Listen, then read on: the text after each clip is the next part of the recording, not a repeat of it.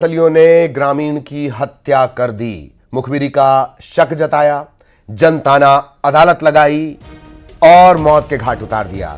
जांगला इलाके में नक्सलियों ने हत्या की है। बहरमगढ़ एरिया कमेटी के नक्सलियों ने मारा है। बीजापुर से बड़ी खबर। नक्सलियों ने ग्रामीण की हत्या कर दी। मुखबिरी का आरोप लगाया, जनताना अदालत में आरोप भी साबित कर दिया और फिर हत्या कर दी। जांगला इलाके में बहरमगढ़ एरिया कमेटी के नक्सलियों ने ग्रामीण को मारा।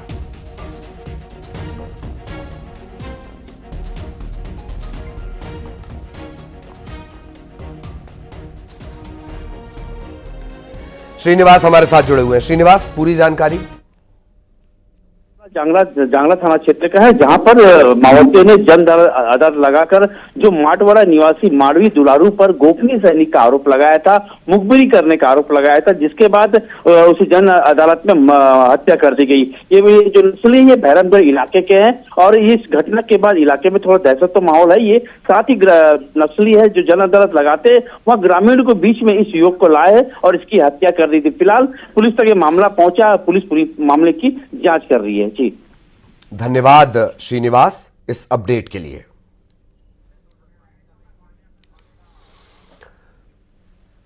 बैतूल में उपद्रवियों के उत्पात का वीडियो सोशल मीडिया पर वायरल है। सड़क पर उपद्रवी आतिशबाजी करते दिखाई दे रहे हैं। उपद्रवी सड़क पर लोगों की परवाह किए बिना कहीं रॉकेट चला रहे हैं, कहीं बम जला रहे हैं। इसका वीडियो सामने आने के बाद हड़कंप मचा हुआ है। देखिए कैसी परवरिश रही होगी, कैसे मां बाप ने, ये अपने माता पिता के संस्कारों पर सवाल उठा रहे हैं। कैसी परवरिश रही होगी जो लोगों को परेशान करने के इरादे से रॉकेट छोड़े जा रहे हैं, बम जलाकर फेंके जा रहे हैं। ये देखिए, ये सड़क पर सीधा रॉकेट जला दिया गया। किसी भी गाड़ी में लग सकता है, कोई भी बड़ी घटना हो सकती है।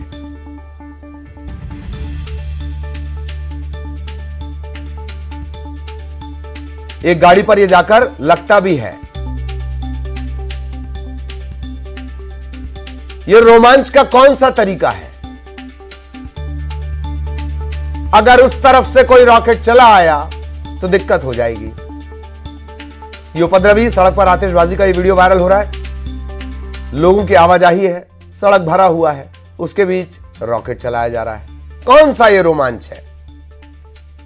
किस किस्म का ये रोमांच है?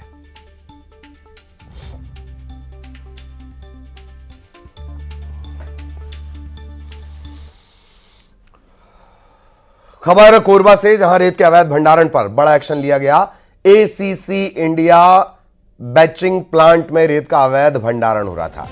चेक पोस्ट के पास यह बैचिंग प्लांट चल रहा है। रेत के गोरख धंधे का बड़ा खुलासा। माइनिंग की टीम ने 12 गाड़ियां जब्त कर ली हैं। ड्राइवर मौके से फरार हो गया है। कार्रवाई के बाद रेत माफिया में हड़कंप मचा हुआ है। एसीसी इंडिया, केसीसी और एलएनटी को नोटिस भी जारी कर दिया गया है। 12 गाड़ियां जब्त, ड्राइवर फरार।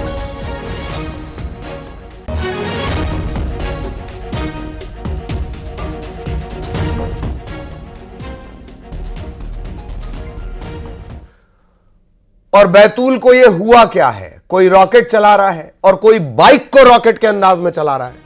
बैतूल में भीषण सड़क हादसा। अनियंत्रित बाइक ने पैदल चल रहे लोगों को टक्कर मार दी। 5 लोग घायल हो गए। बाइक चालक की जान चली गई। घायलों को आनन फानन में इलाज के लिए अस्पताल में भर्ती करवाया गया है। घटना छाता गांव की है। सूचना पर पुलिस मौके पर पहुंची है। पड़ताल शुरू कर दी गई है।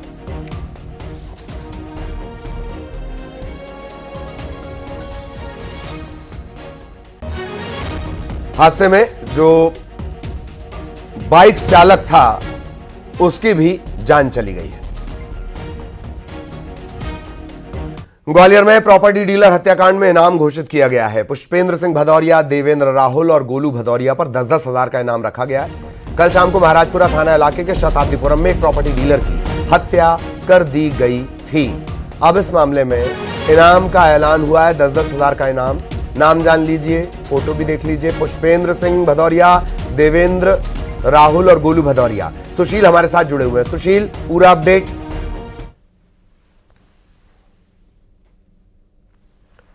सुशील, आप तक आवाज पहुंच रही हो, पूरा अपडेट दें। जी बिल्कुल पहुंच रही है।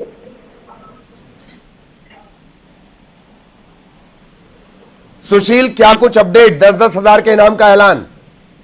बिल्कुल, देखिए ग्वालियर के महाराजपुरा थाना क्षेत्र में सोमवार की शाम सुनील गुर्जर नाम के प्रॉपर्टी डीलर की गोली मारकर हत्या कर दी गई थी।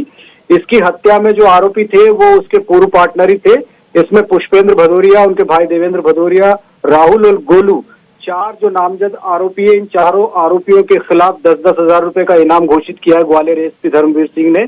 कल शाम को ये पूरी घटना हुई थी और इस घटना के पीछे प्रॉपर्टी विवाद में जो लेन देन था, उस लेन देन को लेकर दोनों पक्षों के बीच विवाद था। कल जब सुनील गुर्जर शाम को अपने रुपये लेने के लिए पुष्पेंद्र भदौरिया के पास गया तो उसी दौरान कार से जैसे ही सुनील उतरा, उसके तुरंत बाद पुष्पेंद्र और उनके भाई सहित साथियों ने गोली मारकर उसको मौत के घाट उतार दिया था। जी जी जी जी, धन्यवाद सुशील इस अपडेट के लिए।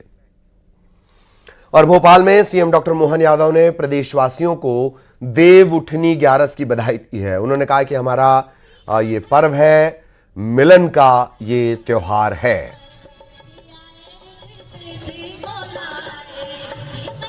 ये अद्भुत है और ये देवोत्थान एकादशी का सबसे बड़ा हमारा परंपरागत त्योहार भी है। और खास करके वर्तमान युग में यशस्वी प्रधानमंत्री के नेतृत्व में जिस प्रकार से सांस्कृतिक अनुष्ठान का समय चल रहा है, एक तरह सांस्कृतिक यज्ञ चल रहा है, सनातन धर्म के लिए गौरवशाली दिन है।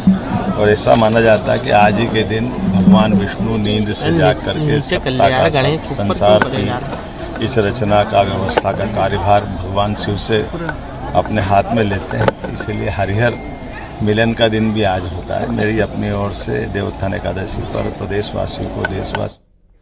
और इसी के साथ इस बुलेटिन में इतना ही। खबरें जारी रहेंगी।